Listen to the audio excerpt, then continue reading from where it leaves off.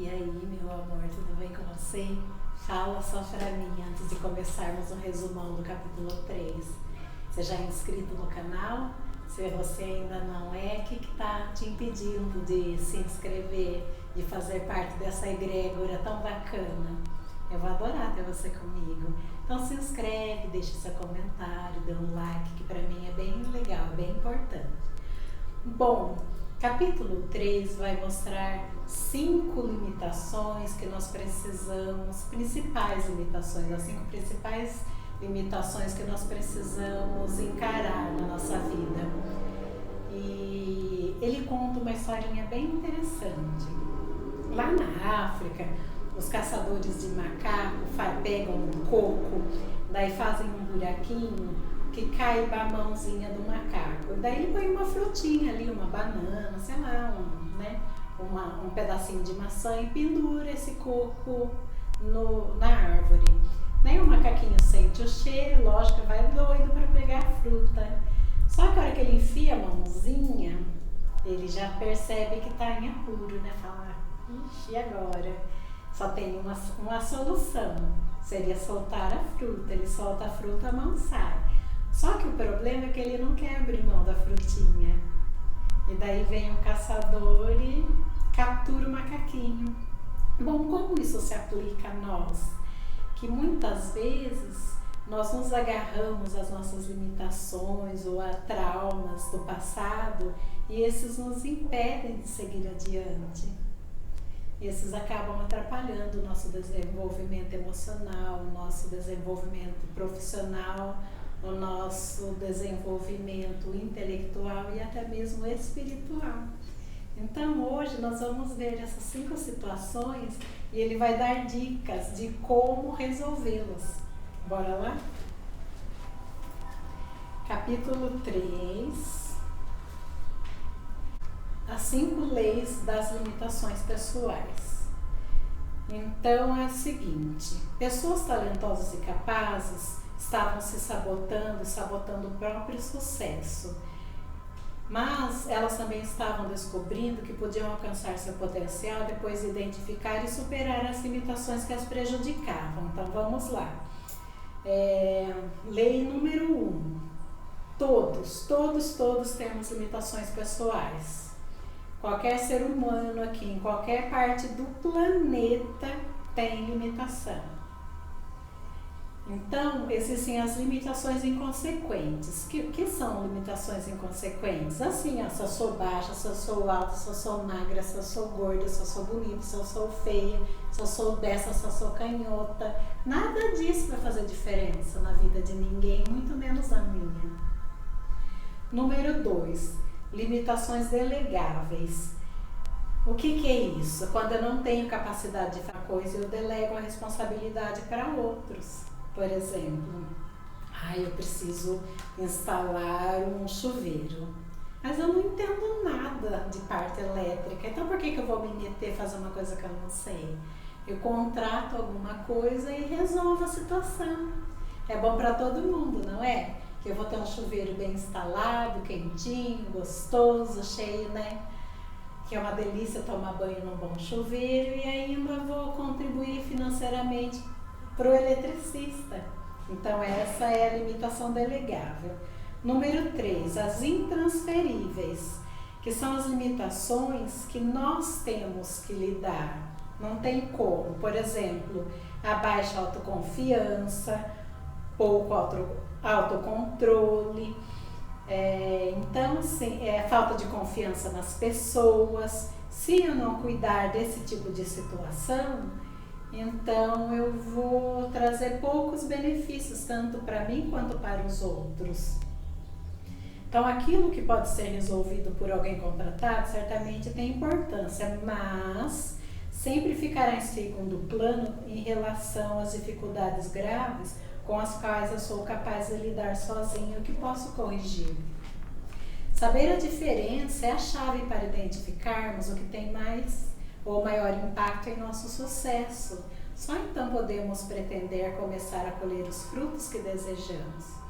Lei número 2. Não é possível transpor as limitações que não enfrentamos. Daí ele conta a história do macaquinho. Então, muitos de nós somos prisioneiros das nossas limitações e continuamos nos agarrando a elas. Até mesmo questões mais mal resolvidas do passado, porque não conseguimos ou não queremos encarar o problema. Então, assim, não adianta.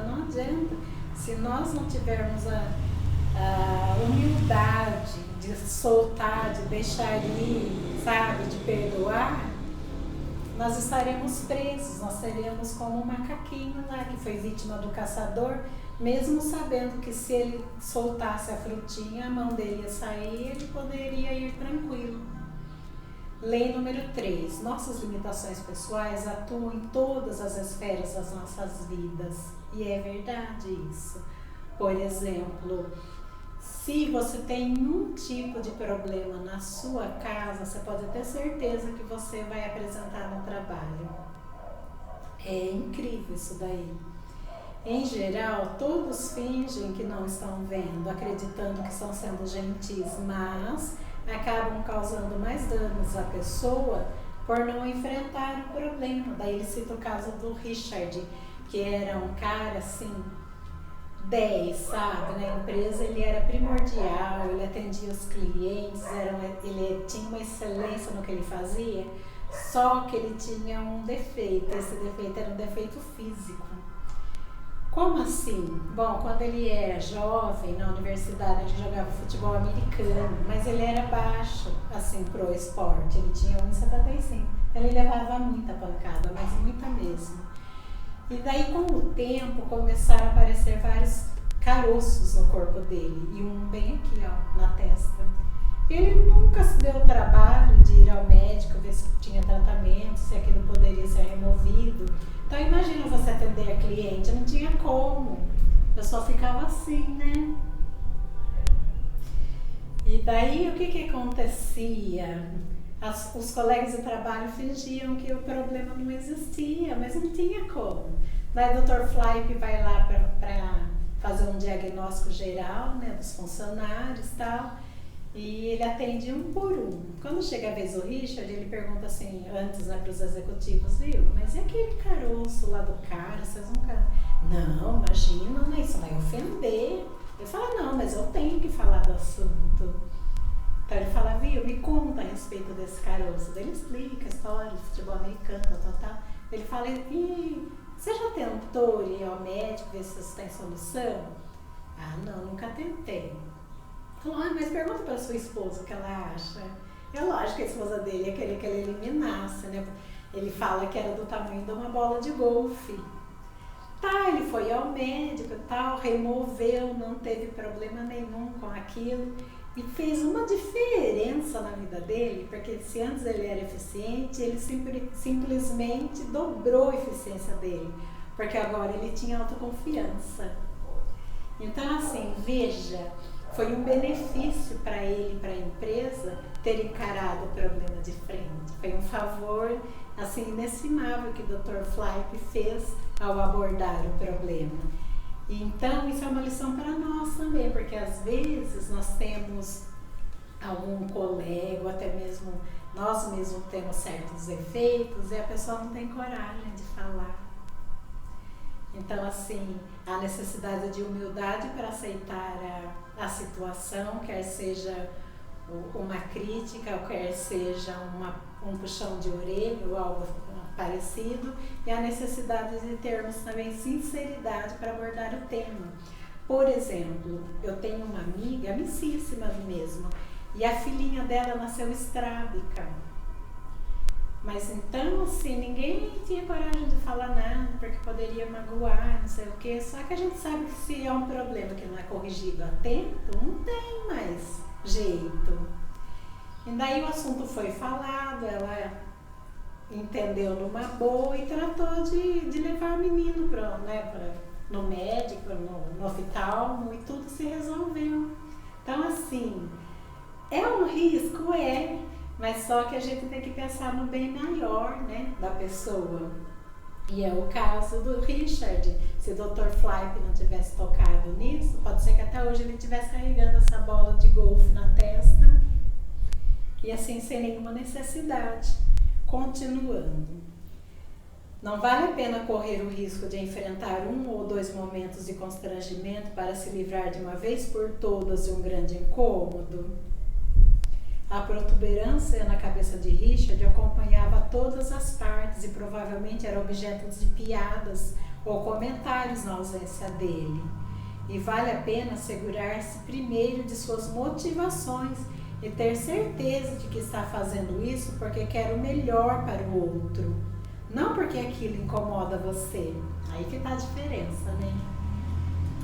Porque às vezes você fica tão incomodado com o defeito do outro que você chega e despeja aquilo sem nenhum tato, agride a pessoa, magoa. Então você está sendo egoísta. Agora, se você faz porque você quer o bem da pessoa, a coisa muda completamente de figura e até mesmo recebida de uma forma diferente, com outros olhos. Daí ele finaliza assim: há uma boa chance de descobrirmos algo em que precisamos melhorar. Talvez até percebamos que não é tão fácil quanto parecia e que os benefícios compensam de longe todos os medos iniciais. Lei número 4. As limitações pessoais estão atreladas às tarefas. Comportamento que nos restringe em uma área pode ser uma vantagem em outra. Daí ele fala, um professor de matemática, ele não pode ser violento, porque como agressivo, né? Como que ele vai ensinar com agressividade? Ele precisa ser paciente. Agora, há necessidade de uma dose de agressividade para um professor de futebol, por exemplo. Imagina se ele for assim, porque você tem que passar a bola para o seu parceiro, tem que driblar, não sei o que, imagina. O pessoal vai dormir na aula, né? E não vai formar um time legal, um time eficiente. Então, ser pouco agressivo não é bom que pratique automobilismo e também a baixa autoconfiança não é bom para um cirurgião. Imagina se você tivesse que fazer uma cirurgia de peito aberto, você ia encarar um cardiologista que é pouco autoconfiante? Eu não, de jeito nenhum. Quinta lei: quem tiver menos limitações vence.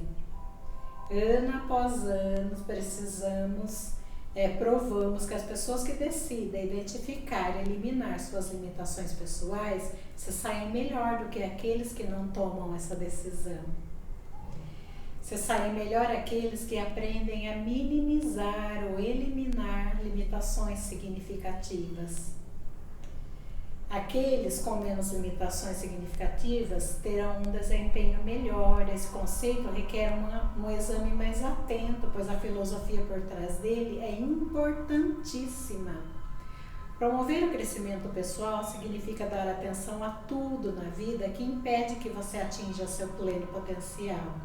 Não devemos confundir alguém que está cercado daqueles atributos com alguém que aprendeu a aplicar seus dons de formas valiosas. Então, assim, a paixão, a determinação é que torna a pessoa diferente, sabe? A gana, o tesão mesmo de ser uma pessoa melhor. Você ganha o prêmio por ser você, o melhor você que existe. Então, quer dizer, você ganha por quê?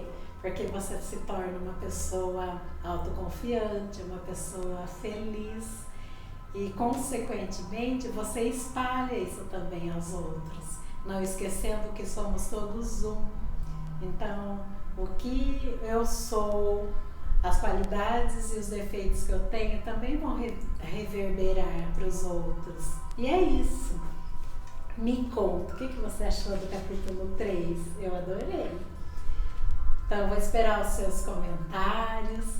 Não se esqueça de curtir, de compartilhar. E assim, gente, eu sou a louca do livro, sabe? Dos livros, eu amo. Quem me conhece pessoalmente sabe disso. Então, toda vez eu esqueço de falar, mas assim, no primeiro comentário fixo, tem um link. Se você quiser adquirir o livro, super vale a pena. É muito baratinho ali, não chega a R$25, e assim, é um conhecimento para a vida toda, que você vai tanto crescer como pessoa, quanto também vai poder ajudar e aconselhar aos outros, certo? Beijo, fiquem com Deus e até o capítulo 4.